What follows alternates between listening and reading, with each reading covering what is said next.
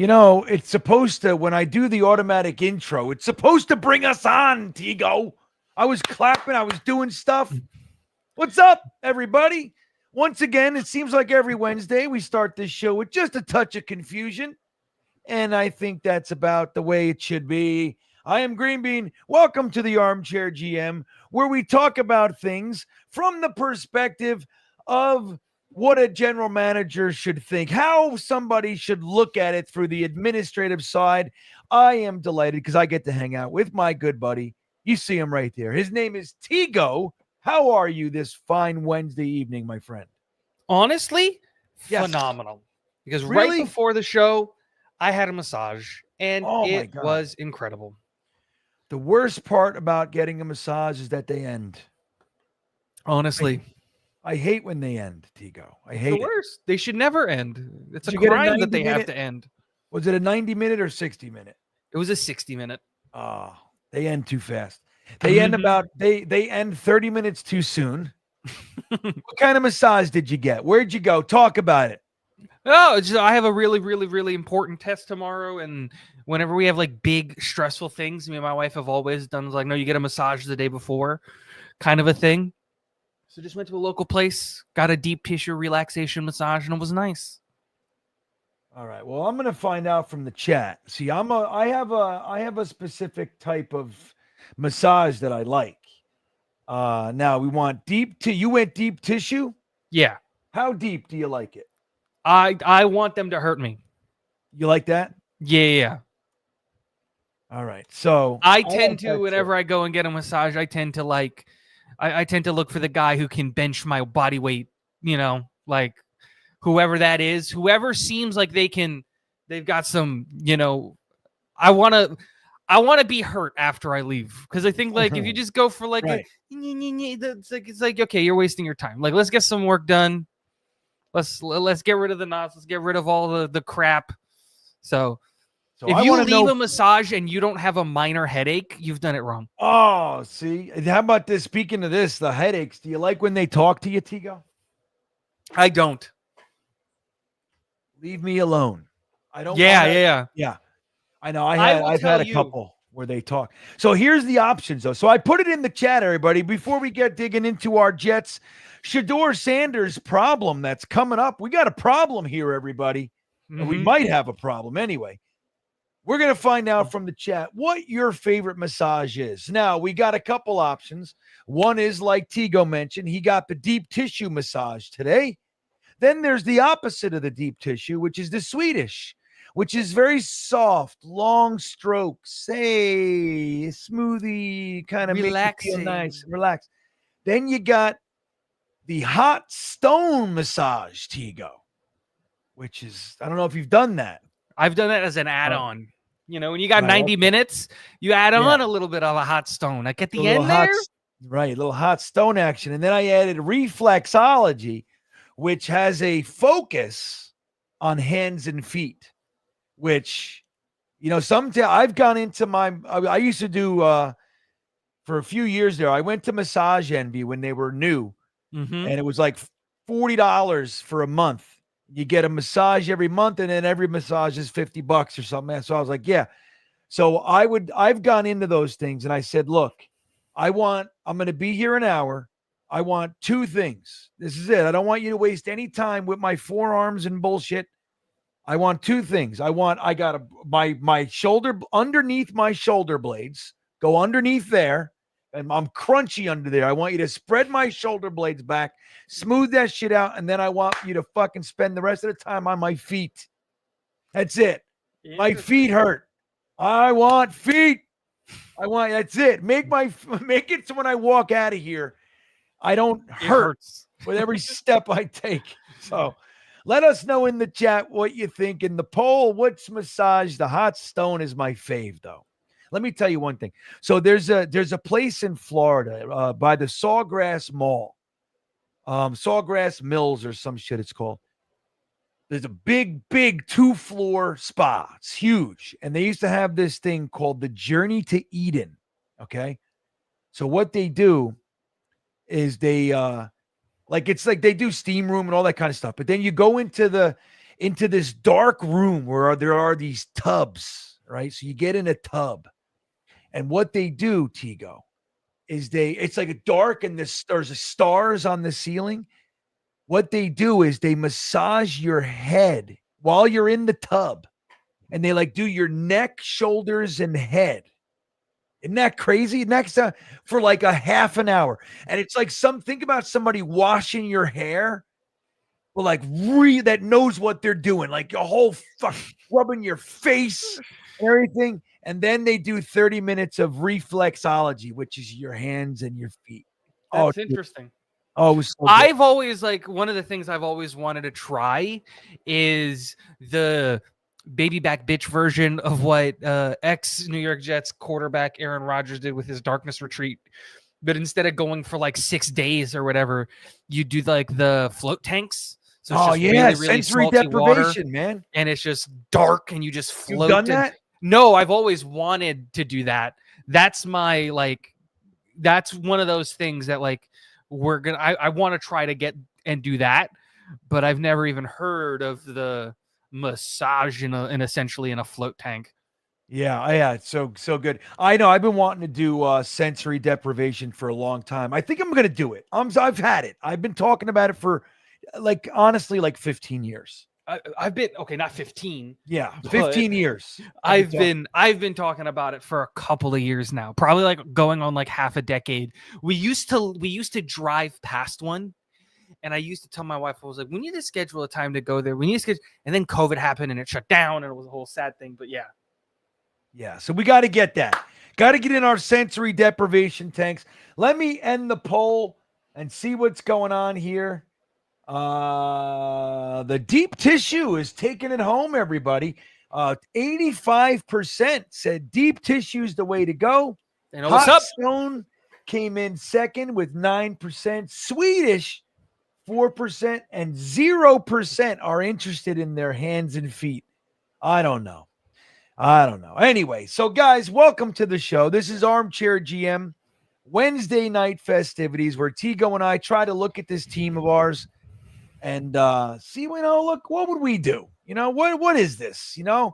These decisions that they make, Tigo, these decisions that the Jets make sometimes leave you scratching your head, like passing on certain guys in the draft, or even worse, taking certain guys in the draft. You're like, I cannot believe that is the guy that you did all this research.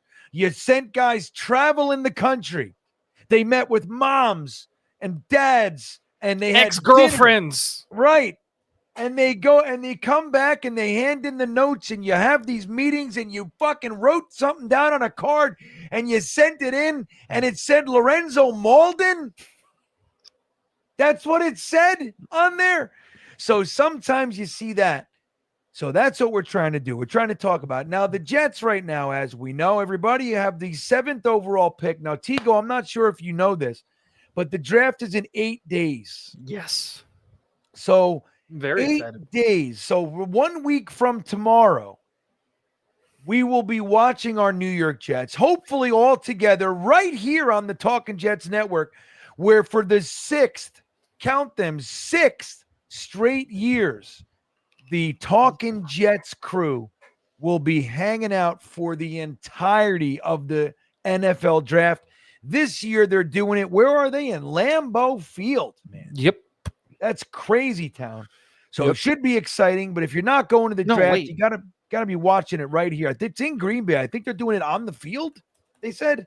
Somebody told me. I don't know.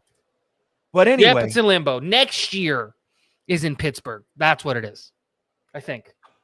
Maybe we got to go to that one because I want to go back to Kennywood. You been to Kennywood? Nope. Oh my God, it's an amazing theme park, dude. Such a hidden gem. 2026 is in Pittsburgh. That's what it is. We're all going to go to Pittsburgh. So, but anywho, so the Jets are at 7, and we're going to be hanging out here watching all 3 days. Matt O'Leary, Ryan, myself, sprinkled in with all kinds of fun guests and stuff. So we're going to hang out here. We're going to watch the Jets, and they're going to run up to the table, with their card, and they're going to say somebody, and we're going to have a new guy come on to the Jets that we hope can help to turn our fortunes around, everybody. But before that, there are 6 other picks, Tigo.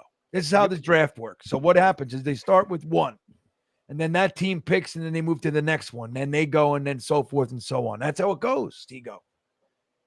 So here's the thing. When we started this cycle, there was a kind of a school of thought, which was the top of the draft is going to be 2 quarterbacks, namely Cam Ward and Shedeur Sanders. Now, as every year does, the quarterbacks from around the rest of the country, they start to filter and find their way creeping up draft boards, right? We know this well because we took one of those guys. His name was Zach Wilson. At the end of the year, he was not even a first-round pick, and then by the time the draft comes around, we're taking him 2nd overall. I don't know about that, but yeah, he wasn't. At the end of the season, he was talked about at best late first. He was considered a 2nd-round pick. The draft was Justin Fields, Trevor Lawrence, Trey Lance, and Kyle Trask had some heat coming. I think it was Florida, right? He's Florida. So, but anywho. I guess I remember it differently because I remember Zach at the beginning of that being well in the conversation. No. It was Trevor Lawrence and then everybody else, and he was a part of that group. Nope. During, like, before the combine, and it was after the season, Zach Wilson started to climb up draft boards. He climbed all the way up to pick 2. So we see it every year, right around the pro days. That's when it really starts to we start to have some fun. And remember, that was the COVID year, so there was no combine. It was just pro days. No, that wasn't the COVID year. The COVID year was the year. No, it wasn't. The year before was the COVID draft. Mekhi Becton. No, we never met with Zach. Dude, we were at his pro day. You are high, T. Yes, no, we were at his pro day. What I'm saying, there was no combine. Maybe there wasn't a combine. What do you fucking want from me?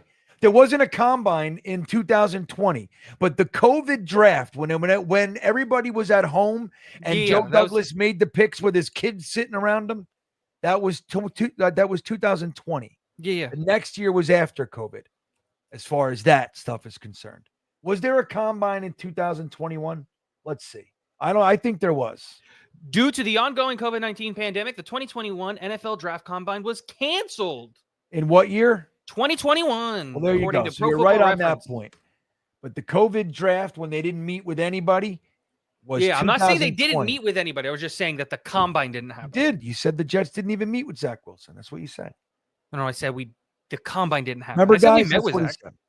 So here you go. What's happening right now is that everything changed, right? Cam Ward, I think, is still safely at the top. Can we say that? Yeah. Right? He's QB1. He's QB1, and he's more than likely going to be the 1st overall pick. Betting favorite. Shedeur Sanders, on the other hand, has been all over the joint. He was QB2. He was going to Cleveland, and that was that. And then it changed. Now we're even hearing, Tigo, that Jackson Dart might have leapfrogged Shedeur Sanders. I don't know if that's true. It'll be very interesting. I don't know about that one. But what's happening is Shedeur Sanders, realistically, guys, can be sliding back to the Jets pick at number 7. So it presents two issues, two scenarios. One is, do the Jets consider taking him, Tigo? Right? We did sign Justin Fields, right? But only for a 2-year contract. And, it's not cheap, but it's definitely not, big time QB money, right? $20 million a year. It's good stuff, but not what we're seeing out there. It's, they got Tyrod Taylor. We have the other guy. I know slowly but surely I'm pushing him out of my brain. I don't like that, but because I love him a lot. What's his name? The other quarterback on our roster? Oh, Travis. Gordon Travis, damn it. Yeah, no, you can keep pushing him out. You can push him out. Yeah, so we got these guys, but if Shedeur Sanders, arguably, there's definitely a camp that thinks he's the best quarterback in there. There's people out there, but at minimum, the 2nd quarterback in the class, by most people's estimations.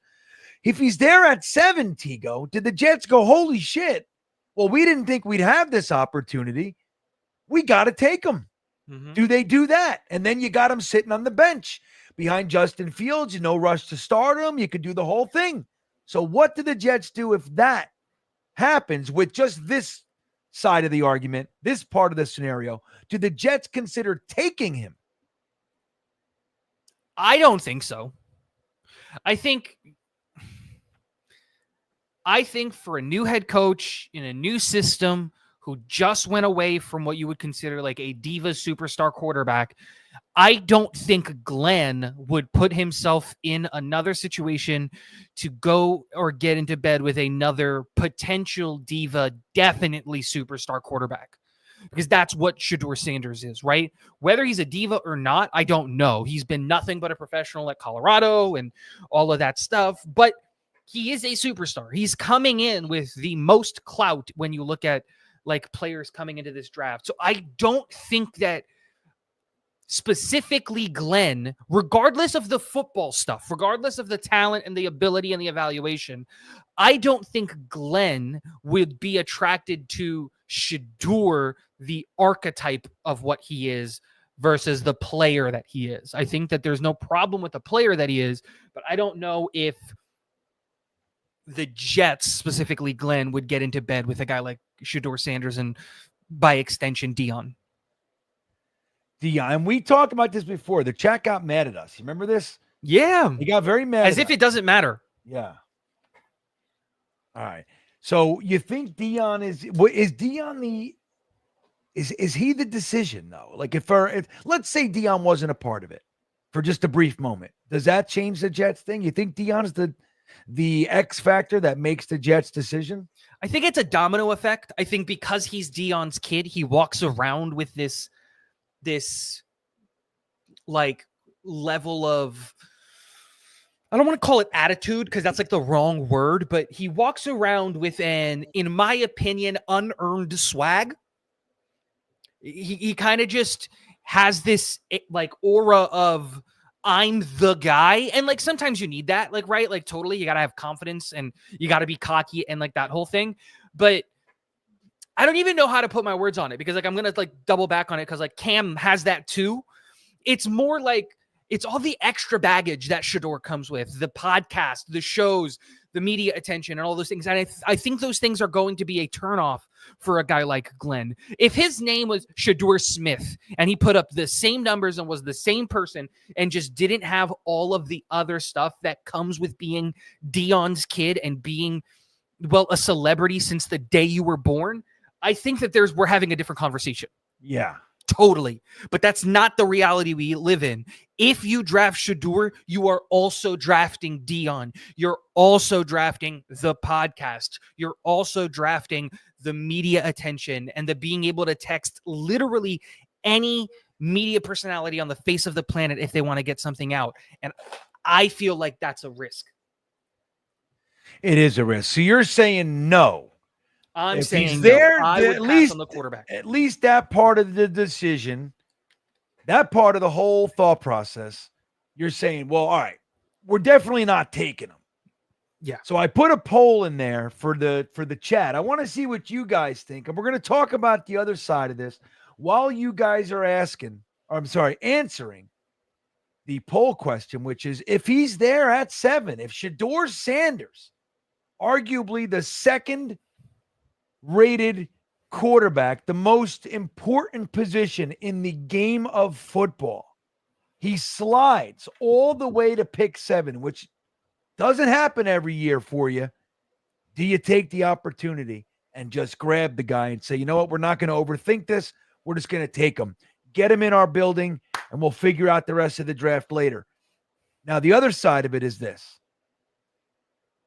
Do you think that the phone will be ringing? And if it does, Tigo, let's say the Pittsburgh Steelers, they're at 21, I think. Yes. You got the Seattle Seahawks, they're at 18, right? They might be wanting to jump the New Orleans Saints, who suddenly, very recently found out that the guy they just decided to commit to might need shoulder surgery. Might need a little bit of shoulder surgery. So now New Orleans is at 9. So if you want Shedeur Sanders, you might just have to jump him. And then there's the thing, hey, you can call the Saints. Hey, I got teams wanting to jump you. Why don't you just give me a second and you can come on up to, it's Just give me your second. Just give me your second. You can have them. So anyway, the number one, you think the phone is going to ring. And what are you saying on the other line there, Tigo? I think so. I want to answer obviously both parts of the question. The first part of the question is no, I do not believe that the phone would be ringing. I think legitimately that I think when, because I feel pretty confident in this. I think Shedeur is going to slip. I think he's going to slide because you know what this quarterback class reminds me of? The Kenny Pickett draft class. We were talking about Kenny Pickett going in the with top Malik 5, Willis, with Malik Willis possibly Corral. going 1, Matt Corral, Sam Howell. Like we were supposed to have 4 quarterbacks go in the first round that draft class. And the first one taken was Kenny Pickett at 20. Was it 20 or 18? No, it was 20, I believe. Nice. Okay. Yeah, it was 20 because I was making a joke. Steelers again. They still need a quarterback. I was making that joke with a buddy of mine who's a Pittsburgh fan that they're a dude 1 pick worse or 1 pick better, but still need a quarterback. But I don't think anyone's calling. If a team is calling, I don't think it's about Shedeur. And I think who are they calling about then? Again, I think that you might get a team that calls about Tyler Warren because obviously we're linked to him really, really heavily.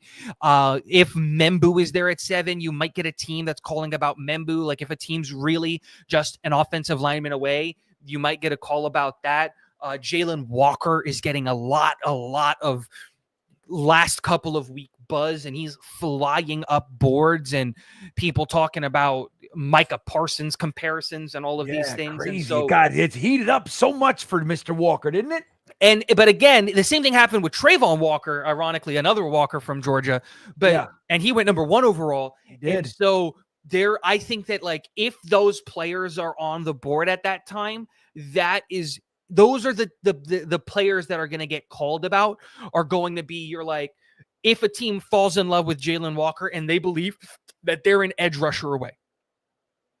That's what they believe. Like if you're the Atlanta Falcons and you believe we are legitimately a superstar edge rusher away, Abdul Carter has already gone off the board, and you're sitting there at 7, knowing that the Panthers might take Jalen Walker. That's a catastrophe. Because you can't let them do that because they're in your division. So you got to get the 7. You got to get the edge. So I'm not saying that that's realistic. I'm not even going to say that that's going to happen. All I'm saying is I don't think teams are calling the Jets for Shedeur. If they are, I think they're calling about other players. Now, if a team is calling for Shedeur, I don't care who's on the board. You take the trade. If you can get an extra 3rd, if you can get an extra 2nd, if you can take an extra 1st, right? If you can get an extra something, I would do that trade. This draft class isn't so deep that you're looking at it and you're just like, or so good, isn't so top heavy that you're like, we're going to miss on a generational talent if we don't take one in 7. Well, we are. It's Ashton Genty, but we're not taking Genty anyway. Don't listen to Dick Chimney. So other than that, I don't think we're missing on like a generational talent. So that is interesting. Now I put this up there. I was just going to open up a sim real quick. I wanted to see some team needs. But it's funny because look at what I get. I just said real quick. And Seattle is calling. I wonder who let me just do it. Let's accept the trade. I just want to see if they're calling for Sanders real quick. Yeah, because he's on the board. Tyler Warren. They took my guy. So no, they took Mason Graham. The Panthers took Tyler Warren. Oh, no, that was after me. You're right. Okay, that happened fast. They took Mason Graham. So anyway, so that's an interesting point, though, you bring up, that nobody's going to be calling for Shedeur Sanders. If he lands, like, teams might be saying, look, we don't, we like him. If he's there at our pick, that's one thing. But I don't like him enough to give away next year's first or my second round pick this year, whatever it might take to do it. That's interesting. Now, I disagree, Tigo. I think Shedeur Sanders is a good quarterback. I think that there are teams that are not so afraid. There are teams. What? No, go. There are teams that aren't in the headlines like we are every 30 fucking seconds. We're tired. We want, dude, get the drama out of here. Get us off the damn TV. Get us off of people's lips. There are other teams, maybe the Seahawks, maybe the Steelers, other teams like that they're not so shell-shocked. They're not so afraid of whatever drama or energy Deion Sanders can bring in. They may even look at it as an asset. Let's say their regime has a good relationship with Deion Sanders. They love him. They think it's great. It'll give us more exposure and all that sort of stuff. So I do think that a team like the Steelers would absolutely have zero fear of whatever Deion brings. Number one, it's a great organization. So there's not that low-hanging fruit around the Steelers. You can say what you want about Tomlin and, the recent years not being able to, get a ring and, losing in the wild card. You can say some stuff, but you can't say much. You know what I mean? Doesn't matter who he gets. They always know how to – they haven't had a losing season in his entire coaching career. It's just the craziest thing in the whole world. So I think that teams will be calling. Now, what they're going to offer is another thing. You know what I mean? Like it might be chump change. You might have to take pennies on the dollar. So like you're saying, if somebody does call, if the Steelers say, hey, we'd love to move up, but you got to go all the way back to 21 and all they want to give you is a third to do it. Are you moving back from 7? You're moving back 14 spots in the first round and only coming away with a third. And let me look at the Steelers' third real quick. Let's see what it is. It is the 83rd pick overall, which is worth a whopping 175 if you're looking at the Jimmy Johnson draft board. 175, and it's a drop, Tigo, of 700. So 700 being the equivalent of the 26th overall pick. So do you still do that? And especially if you add to this, let's say you really do want Armand Membu, or you really do want Tyler Warren, and they're there. Those are the top guys on your board. They're sitting there, and you're only getting offered a third to go back 14 spots.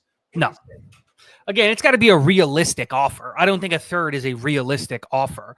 I will throw this into the mix. Since Mike Tomlin has been the head coach of the Pittsburgh Steelers, they have traded up in the draft twice. It was in 2019 for Devin Bush. I think they traded with us. I think that year.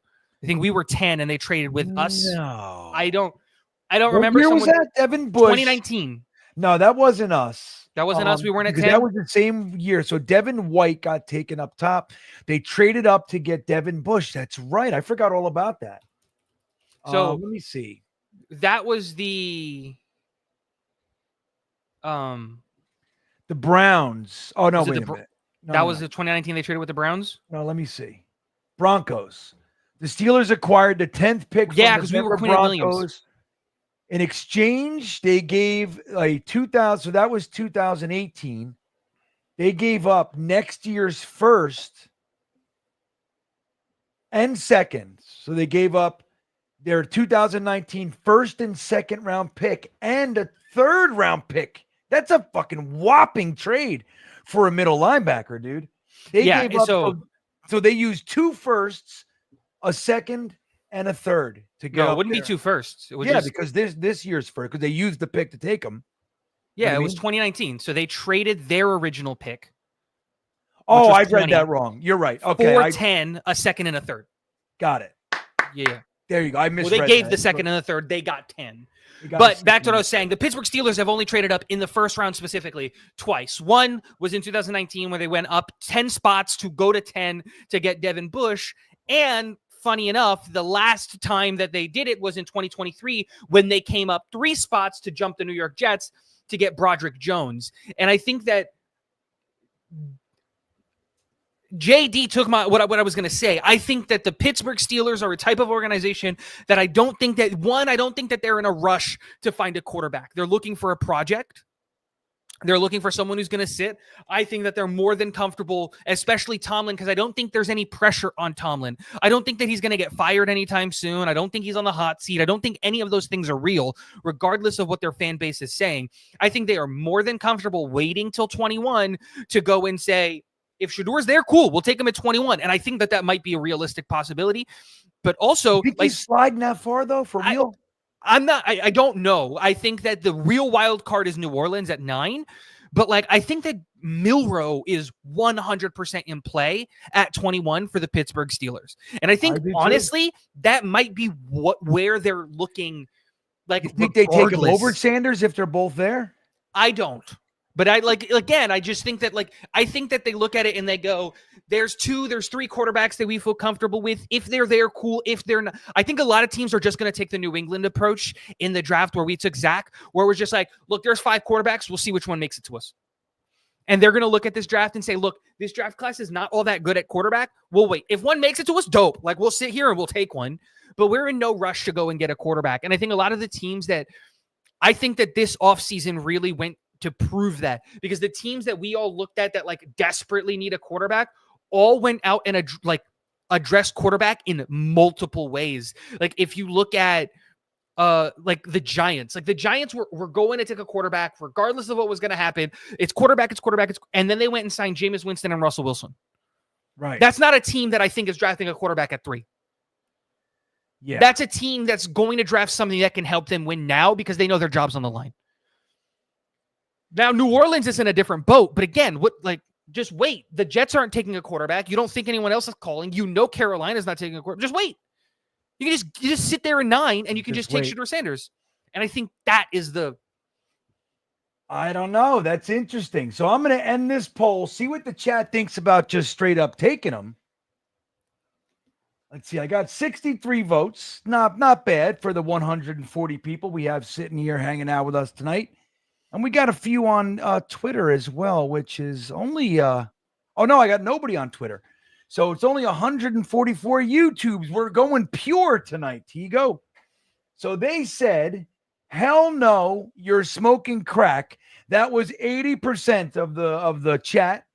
And of course, opportunity of the year, 19% of our chat said they would absolutely take Sanders if he's sitting there with the first. Now, Tigo, give me your top 5. So I know you're in the camp of Armand Membu, right? If you're the GM, line.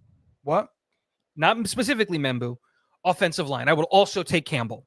You would. I would take Campbell. So either or. So those are the 2 guys at the top of your draft board. Now I know you for the Jets. For the Jets, that's what I was going to clarify. Right, for the Jets. So give me your top 5. I would take one of the 2 tackles. I would put Membu first because I think he's I think he translates purely to a right tackle more easily and seamlessly, and I think the measurables that matter. I think that Campbell is a little bit more interesting because now you have some flexibility with a guy like Campbell. You can have a legitimate conversation about him at right tackle, right guard if you're going to move AVT, something along those lines. Outside of that, after those 2, I would go probably Tyler Warren at number 3, then Tet McMillan at number 4. And then if we're being honest, and I think I've got to be a little bit here. Got to be a little honest. Right. At number 5, I know I'm not going to get a ton of people. I have Jihad Campbell. Hell yeah. So say that list again. Just say it. So it would, my list would probably be Membu, Campbell, Warren, McMillan, and then Campbell again and Jihad. I love Jihad Campbell. And I would not be upset if the Jets did it. Now, if they did, I'd prefer if they were able to trade back to the middle of the round and same, but if they decided, like if they're there at 7 and they decide we're taking the middle linebacker. Now it's a little weird because as much as I like them, because we did just sign Jamie and Sherwood, we're probably going to be in the 4-2, nickel package, a little more than justifies using the 7th overall pick on a linebacker, but Quincy's going next year. Maybe is their thought. Who knows? But if they decided to do it, even though I wouldn't, I would applaud it. I would applaud it. So that's really interesting. The way that I looked at it, I was like, what's the bet? Like out the top 4 are who I really want. At number 5, it was just like, who's the best player that I think is on the board at this point that's has a legitimate shot of getting taken. Because I fluctuate at that number 5 spot with guys like Jalen Walker, Jihad Campbell, Shamar Stewart, Will Johnson, a bunch of different Ashton Genty, Jalen Walker, like a bunch of different guys there. And I just go, I think Jihad Campbell has the highest as the 5th player on this list, has the highest probability of starting day one. And I know a lot of people don't love that idea, but I do think that I think he has a legitimate, if he were to be taken, and I'm not advocating for it, and I wouldn't necessarily even say that I'd be super happy if we did it, but I think that he has the highest likelihood of starting in year one, because we know how much our coaching staff values a big linebacker, and we don't have one of those. If we're doing it on average, our pair of linebackers, I think, are the lightest of any in the NFL. So anything that matters. Really, and it's an interesting thing, because I actually do prefer bigger linebackers, especially when you're getting toward the middle, right? Mm-hmm. I like them to be bigger, but I do love Jamien Sherwood. I love him. I agree. I think that Jamien Sherwood, with the contract that he's on, has kind of pushed Quincy out the door a little bit. Quincy's on his final year, and rightly or wrongly, this staff has no love for Quincy or love lost for Quincy. He's just another guy on their roster. And that's, I think, a thing that people really need to come to grips. It's a whole new regime. Players that we value highly, this new coaching staff might not. Right. No doubt. And that happens. How often does a new regime come in and a guy that we thought was good, Bryce Hall is a perfect example of that. New regime came in. Bryce Hall was a starter for us on the cornerback room. We signed DJ Reed, and everybody was like, we don't need a corner because now we have Bryce Hall and DJ Reed. Hall. Yeah, that was new staff said, we have no commitment to Bryce Hall. We have no love for Bryce Hall. He wasn't my guy from the past. They didn't like that entire 2020 draft that Joe Douglas did. They didn't like Becton. They didn't like Mims. The only guy they liked, Braden Mann, the only guy they really liked was Ashton Davis. But that's my whole thing is just there was no love for any of those players that they took. There was no commitment to those guys. And I think that that's something that's real with a guy especially with how light our linebacker room is. Yeah, it's going to be, I'm right there with you. And I'm not advocating for it. No, but I hear you, but it's very possible. I mean, I think, look, Quincy's thing too is he's inconsistent. He's fucking lights out one game and the next game he's a non-factor. So I think that was also part of the Saleh regime. It was weird. It was like the team always started slow. It just seemed like being unmotivated and a little bit sluggish was not really a problem. So let's see what the new regime does, because I'll tell you what, if that continues, Aaron Glenn's not going to have any issue moving on from Quincy. I love Quincy. Hope that if he plays the way that he can every game, you want to keep him, no doubt. I agree with that statement. But we need a third linebacker. Yeah, no doubt. Just whether or not you use your first on it. That's the big question. In. Right. JJ Hamsa checking. He says, a big no to Sanders, but I would take Dart in the second. That's an interesting thing, because if you don't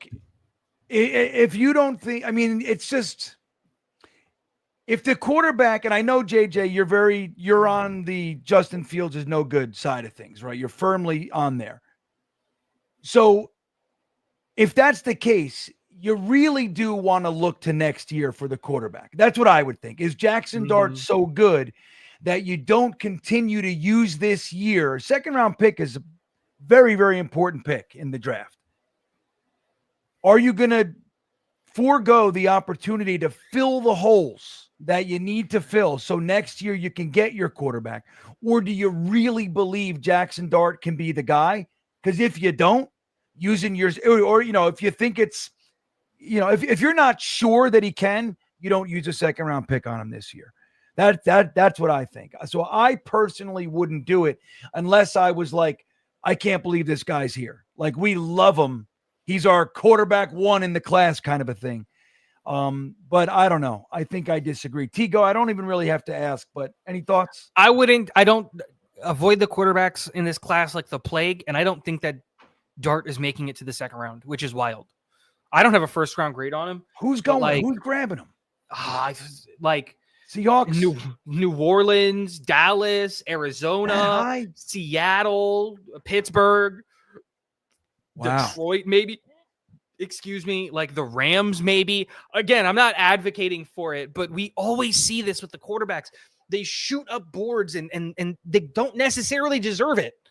And I'm not even saying that he's worth it. That's not what I'm saying. I'm just saying, like, teams get crazy desperate when it comes to the quarterback.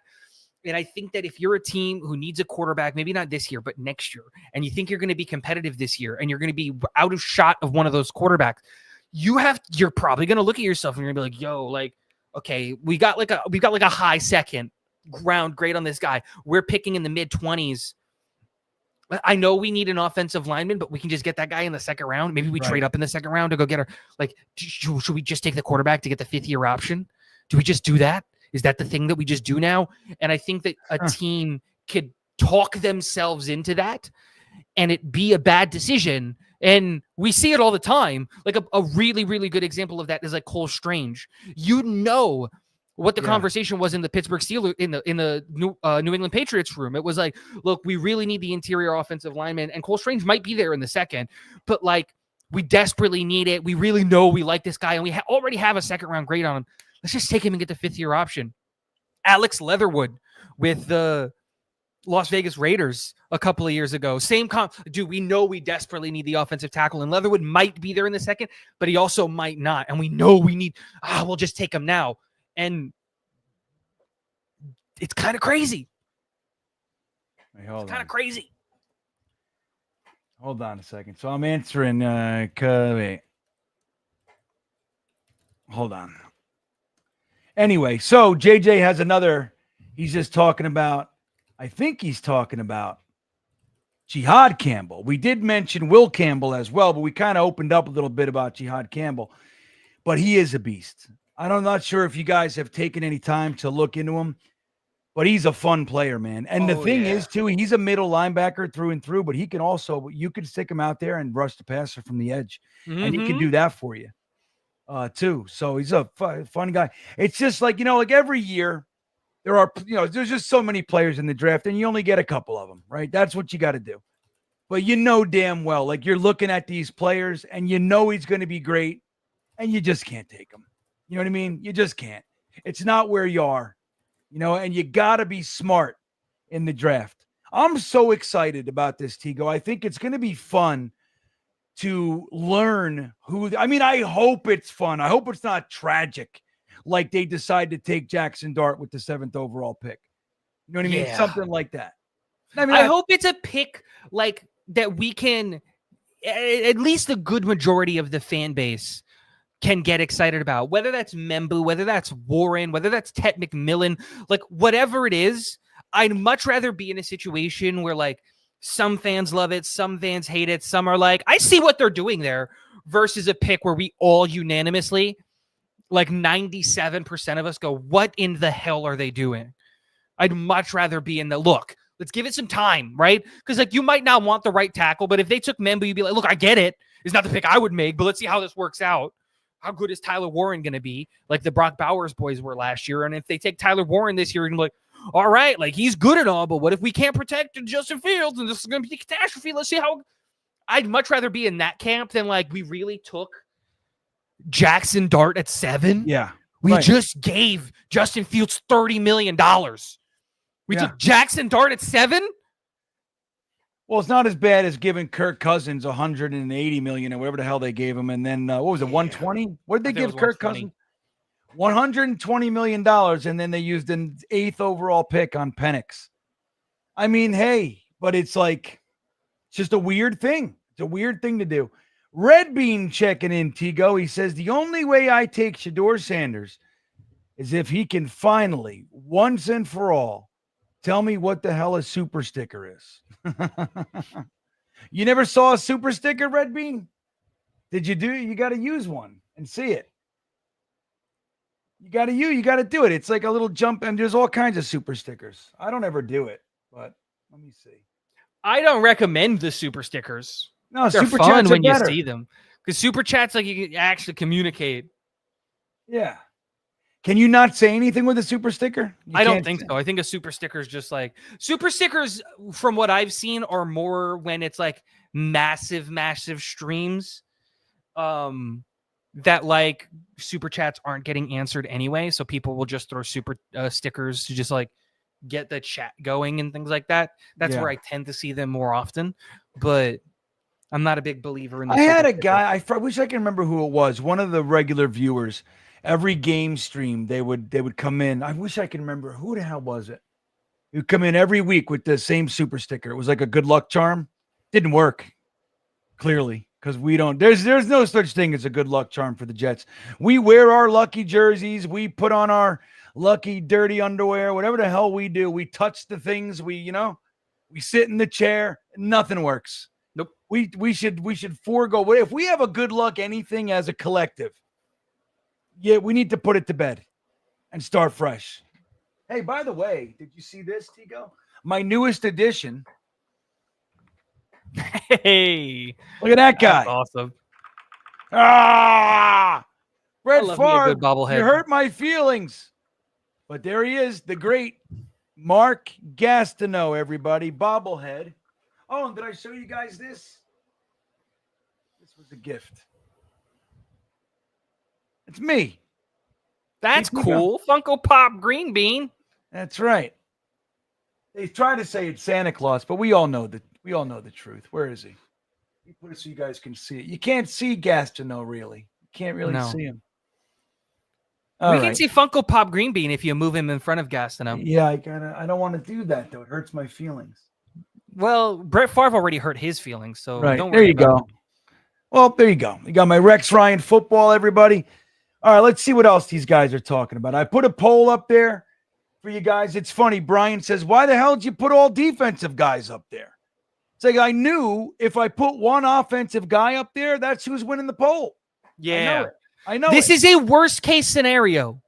Yeah. And you can't trade back, right? Like, what's the pick?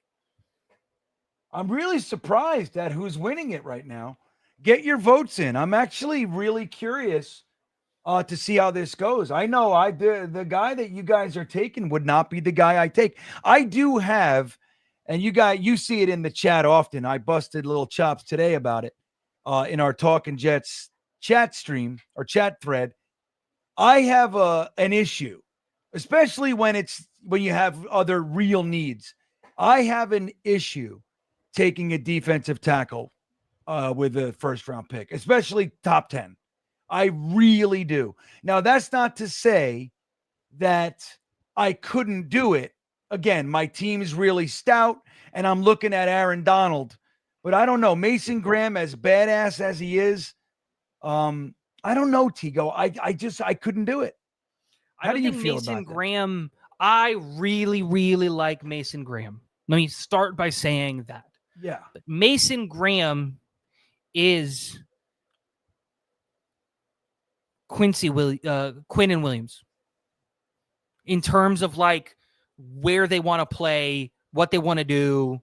Like, you're double dipping at the same position. And unlike other positions on the NFL football field, you generally don't have 2-3 techs, especially 2 potentially all-pro 3 techs. Because like that's what like Mason Graham can do. And functionally speaking, you're not going to play Quinnen as a 1 tech, and you're not going to play Graham as a 1 tech.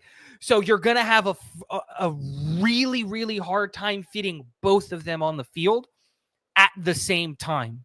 Now, we can have a conversation. If you come out of a base 4, front 4 and go into a front 3, then maybe one of them can play as an end kind of a thing, and so on and so forth. And now you have a different conversation, blah, blah, blah. But now you're doing a lot to work Graham. That's why, like, I think a lot of people in the poll are voting for a specific, like, he makes sense over Graham. Not because I think he's better than Graham. I don't. But because he would actually fit next to Quinnen. And I don't hate that pick. I don't hate going interior defensive lineman because we do have a need there, a really big need there. We can't stop the run for our lives at all. The game plan to beat the Jets is run it between the tackles. Yeah. We're just going to stop you. It's painful and demoralizing. Absolutely. And running backs are getting bigger. It's the reality of it. These stout, quick running backs that are one run and cut, like that's going away. And running backs are getting bigger. We're getting running backs that like running between the tackles more often. You say it all the time, GreenBean. The NFL ebbs and flows. It's cyclical. Comes back. The defenses get smaller, so the offenses get bigger. So the defenses get bigger, so the offenses get smaller and faster. That's it's cycles. Where in that cycle of defenses have gotten really small and fast, so now offenses are going to get big and athletic. Yeah, big and strong, baby. Big and strong. I and love just it. Mean. And we're going to come back to a gladiator sport. That's right. Which is a good thing. That's what this thing is. And like I think a perfect example of that is look how good Derrick Henry is. Look how high a guy like Osiris Torrance went. He's 350 pounds at guard. Yeah. But they took him in the first round, and it makes sense. Yeah, it does. We're getting bigger and stronger on the offensive line. Yeah, I just can't see a defensive tackle in the first. Not, and especially again, not when we have needs at wide receiver. You have needs at, at safety. You have needs at tackle. You have needs at tight end. I don't know. I can't do it. No, I agree with you. Especially I'm not saying I like it. I know. Especially when we look at our problem, it's stopping the run. Like I say this all the time. I'm a huge believer that my run stoppers are sitting there waiting for me to come take them out to dinner right in the 5th round. Yeah. That's where they're sitting. I love them. I agree with you. That's my guys.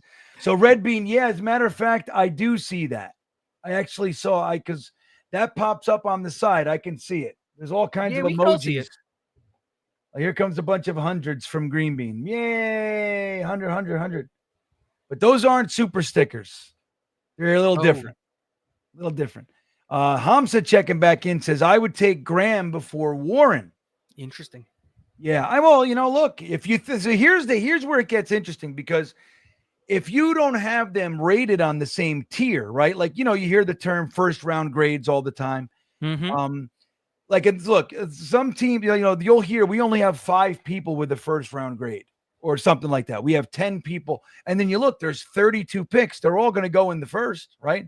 There must be 32 first round picks. That doesn't mean that you necessarily had a first round grade on them. So with your grading system, you could get to a situation where you don't have a need at defensive tackle, let's say, and Mason Graham's there. You have Mason Graham as a higher rated player. He's a better player than Tyler Warren. You can see that. You can have that. But you don't have a need at defensive tackle at all. So therefore, need supersedes best player available, which is why some teams will be disciplined and just take the best player. He's a better player. I'm bringing him on the team. I'll figure out how to do it. And then there are other teams that say, well, it's silly to stock my roster with, all pros I can't even get them on the field, all these guys. And I have a hole over here. So that's where need would come in. But I think for us, like, let's say they're rated on the same tier. You got Tyler Warren as the top rated tight end in your class, and he's in tier A over here. And Mason Graham's a top defensive tackle. They're the same. Then you look at need too. I think we have more of a need at tight end. One thing I think that you should do, GreenBean, because I think a lot of people would find it very, very interesting, is for one of these, maybe next week or or something along those lines, is when you're, or like even on like the Thursday thick of it, bring on Dom and have him kind of explain a little bit more in depth the grading system and how that works and how teams tend to go there. Because I think something that you said is very, very interesting. And I don't think a lot of people realize this, is that like a really, really, really good draft class might have 20 players with a first round grade. Like a really good draft class, right, might have 20. Most draft classes don't have that. This draft class in particular definitely doesn't. The grade doesn't change. The grading system doesn't shift. It's the same. You're going to give guys first-round grades and not first-round grades and all of those things. And how many guys get that first-round grade versus second-round grades and third-round grades and all of those things is what's going to dictate the quality of the class. And I don't think enough people really understand the minutia of that. And then, like you said, when you get, okay, I've got all of these grades, how do you put those players into tiers? Because there's a difference between a top 10 pick in the first round than a top 20 pick in the first round. And those tiers fundamentally change. And that's where you get these conversations that you see so often about BPA versus need, and how do you balance the two, and what happens if you come up to the board and you have 3 guys that are in tier 1 on your list. How do you adjust to go which player you need, so on and so forth. And I think at least I find that stuff interesting, and like I know that I know about it, but Dom actually like went to scout school, so like I think he can more eloquently talk about like his like specific grading system, which is very, very similar to what you're seeing out of NFL teams, where I think like you and I go a little bit more on, we watch the tape and then we just kind of get a vibe. Yeah, I'm a fan, you know? Yeah, no, I agree. Like my whole thing is like I watch the tape, I take my notes, and then I just kind of go, first round pick. Yeah. And then I go, second round pick. Yeah, Dom has his actual like his numbers. Yeah. Like somebody has an 89.1 and you're just like, how do you even get to 89.1? What? Yeah, I know. It's funny. Bradigan checking in. We need some fun players. And my friends, we don't. Wait a minute. Let me reread it. We need some fun players. And my friends, we don't right now. Let me see. An awesome D and explosive offense is all we want. Figure it out. I know. I tell you we what. don't have and fun players. Well, I would choose. I want to see offense. Damn it. I want to see points. That's what I want to see this year. I am sick of it. I am so sick of the Jets coming out and we endure these games where we can't even get first downs in the first half. It's like, I'm just so sick of it. I'm really hoping that this regime, dude, the offense, it has to be offense with the first pick. I think they will, because Glenn came from Detroit. They can't help it. It's going to piss me off. You know what I mean? Because Glenn came from Detroit, and Detroit's turnaround was totally based on offense. I think he understood fundamentally why his part of the side was put on the back burner. Because offense wins you games. Like last year's Detroit defense wasn't all that great once you start going down the end, like when they had all of those categories. Like at the beginning, they were good. And as they went on, they still found ways to do it. But if you look at those games, like they were winning 40-30. And even though those teams were doing what are you going to expect from them? They lost everybody. I think there was at a point in time where they had 8 defensive line injuries. 8. That's insane. That means that the guys that they got from UPS and McDonald's also got hurt. Yeah. That's crazy. But they were still putting up 50 points a game. That's being a little dramatic, but still you get the point. No, I get it. I get it. I think that is one of the reasons I'm okay with Glenn as the hire, especially as a defensive guy, is because he came from Detroit. And I think he understands it's like, we don't live in a day and age where defense wins you championships. Scoring points wins you games. You got to be able to score points. You got to score points. If you can't score points, it doesn't matter, because we've seen the Jets over the last 3 years. We've had plenty play of defense good and not score points. We've had, it's been even back with Adam Gase. Our defense was still good. It's like with Greg Williams. Before him, Rex, after Rex. Defense. That's what we're always known for, and we don't win shit. JJ Homstead checking in to close us out here. Graham is a run stuffer, and we need some run stuffing for the turkey. Well, I'd argue Graham is more of a penetrator. But again, like run stuffing, I'm going to tell you, you can get a badass immovable object in the 6th round. You can. And that's the smarter way to do it. I'm not anti Mason Graham, nor am I anti defensive tackles. I love the defensive line. It's like kind of where I lived in my football career, but it's not career, but my playing days. But I just top 7 pick, don't see it. I can't. If they do that, I'm going to be upset. I'll argue that even then I can't really do it. I think he was better run stuffing in college. Graham, I think he's a better run stuffer than he is a penetrator. I think he's excellent at both. But the problem, JJ, comes back to where is he going to play? Because you're not going to play him next to Quinnen. You can't do that. Have to. But that's the point. You Yeah. can't do that because he doesn't have the length to play as a one tech, and neither does Quinnen. Like, to be fair, neither one of them have that like length and weight and just size to play as a one tech. Mason Graham is a perfect 3 tech, except for like the short arms, but like that's okay. You can work around that, and you can find ways to make that work. But you need to play him as a 3 tech. So look, I really, really like Mason Graham. Yeah, he's I fun. really do. But guys like Kenneth Grant, And just gonna say it, Kenneth Grant. they're a better fit. Guys like Jamari Caldwell, who's being Jamari Caldwell. Like, yeah. that's a perfect example. And you can get Jamari Caldwell in the 3rd. Yep. You can get him in the 2nd if you want to go. You gotta use your 1st round pick smart this year. We gotta do it, JJ. Or like if you want to go even further, Cameron Jackson out of Florida. He's 6'6", 350 pounds. Who? Farmer? Cameron Jackson, interior defensive lineman out of Florida. Like, he's 6'6", 350 pounds.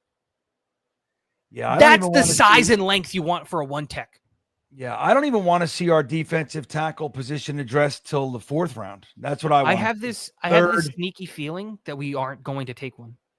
And if you do, I'd love to see like Tyleik Williams if he's there in the 2nd. That's my kind of guy. That's who I want to see. With that all said, everybody, that is the end of our show. I got to end this last poll over here, Teagues. That's what I call you now. All right, let me end the poll, see what happened. And they went defensive tackle with this Walter Nolan over some really fun players. Jihad Campbell came in 2nd. Will Johnson, the cornerback, came in 3rd. I'm really surprised with our need at safety. Only 18% of you guys took Malachi Starks. In my opinion, the best safety in the class, although he might not be the greatest fit now that we got Cisco. But I still think he'd be an amazing get. Remember when I was screaming and yelling about Kyle Hamilton, everybody? He'd be fun. That guy would be fun. Wherever you put him, he succeeds. What do you need him to play? All right, guys. Well, that's our show. Tigo, what's coming on in Tigo land? You got anything to let everybody know about? Not really. Just hanging out. Just hanging out. Waiting for the draft.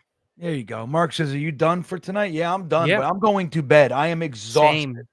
I am exhausted. I have that post-massage headache. There. Oh, Tigo, you're all relaxed. Go lay down. Yeah. That's the way to do it. Guys, don't forget to hit the old milk thumbs on your way out. Give us the likes if you'd be so kind. Don't forget to subscribe to the channel if you haven't yet. That is greatly appreciated, and we thank you. I thank everybody who's done so already. Don't forget to show Tigo some love. His link is in the top of the description of this very video. Give some love to the Tigo man. Nice and easy to do. We appreciate you guys being here. And with that all said, where's the thing? We will see you next time.